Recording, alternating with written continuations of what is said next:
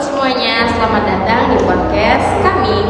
Pada kesempatan kali ini, kita akan membahas salah satu program pemerintahan yang cukup menjadi sorotan publik, yaitu program makanan bergizi gratis atau MBG. Saya di sini Najwa Salsabila Putri Zafa bersama saya narasumber kita hari ini, yang akan membantu mengulas program ini secara kritis menggunakan perspektif Pancasila. Halo Kak Uti. Halo Kak Uma.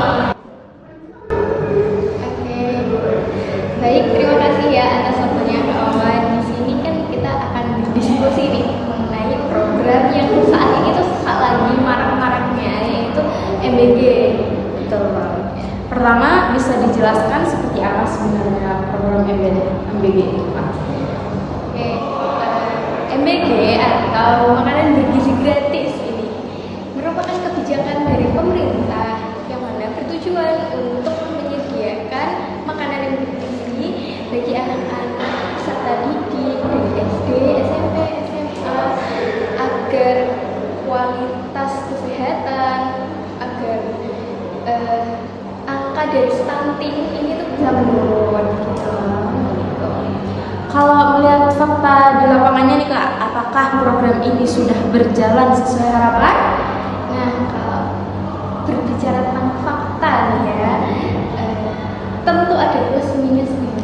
Oke, Yang saat ini kita rasakan sangat berdampak pada kita itu ya asupan makanannya jadi lebih baik bagi anak-anak yang sebelumnya nggak bisa makan enak, ataupun anak-anak yang nggak bisa makan sehari sekali, sehari 2 kali itu sangat membantu sih bagi mereka.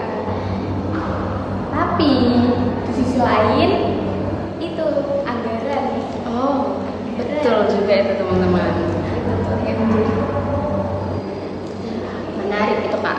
Sekarang ayo aja kita langsung analisis menggunakan 5 Pancasila. Jadi 5 Pancasila ini yang pertama ketuhanan yang Maha Esa. Pancasila ini sendiri menunjukkan bahwasanya kita itu harus peduli terhadap lain. Namun tetap harus ada nilai kejujuran dan amanah yang harus dijaga. Seperti tadi penyalahgunaan anggaran nih, yang harusnya kita menjaga anggaran yang telah diberikan kepada kita sehingga anggaran itu tuh berguna dan berdampak baik untuk anak-anak. Bisa jadi sih Kak. Kalau dari sisi itu sendiri, manusia yang ada yang berada, kita harus kilas balik tujuan dari MBG ini apa sih? Apakah sudah sesuai dengan kemanusiaan yang adil dan beradab ini? Apakah sudah memenuhi hak dasar? Apakah mereka yang seharusnya mendapatkan makanan bergizi ini apakah sudah standar dengan kualitas yang ada? Jadi nggak sia-sia ya program makanan bergizi itu sendiri dari namanya. Kita lanjut ke Pancasila ketiga, yaitu Persatuan Indonesia. Nah, menurut saya nih, MBG ini dapat banget untuk menjadi mempererat rasa kebersamaan anak-anak di seluruh Indonesia gitu. Jadi kayak yang merasa anak-anak kayak yang kurang mampu bergaul dengan anak yang lebih mampu, jadi kayak nggak ada olok-olokan gitu. Ih, kamu nggak bisa makan kayak aku, jadi kan sama rata gitu.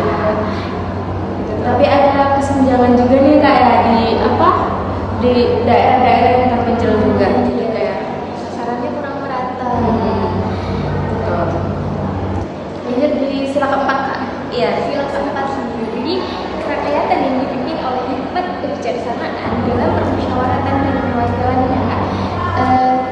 Baiknya sekali kritik yang muncul ini adalah suatu kebijakan yang terkesan mendengar masukan dari sekolah, orang tua, ahli gizi dan masyarakat agar program ini itu benar-benar sesuai dengan dibutuhkan oleh masyarakat.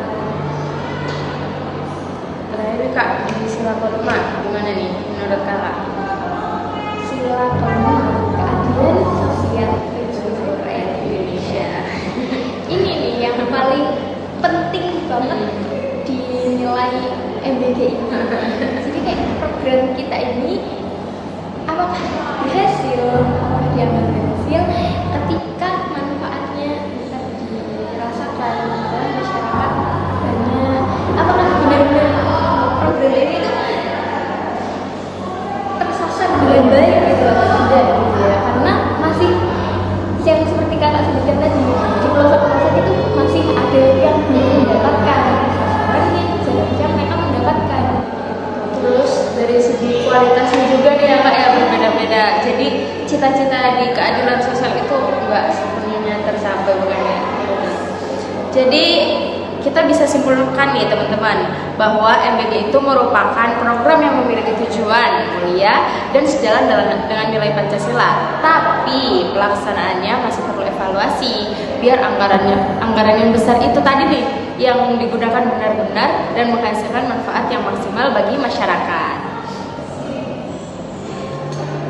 Betul, kritik yang digaungkan oleh mahasiswa-mahasiswa saat ini terhadap MBG ini bukan berarti mereka menolak adanya program MBG tersebut, tapi sebagai bentuk kekhawatiran yang digaungkan pada kebijakan pemerintah tersebut agar nilai-nilai Pancasila ini tuh menyasar dengan baik.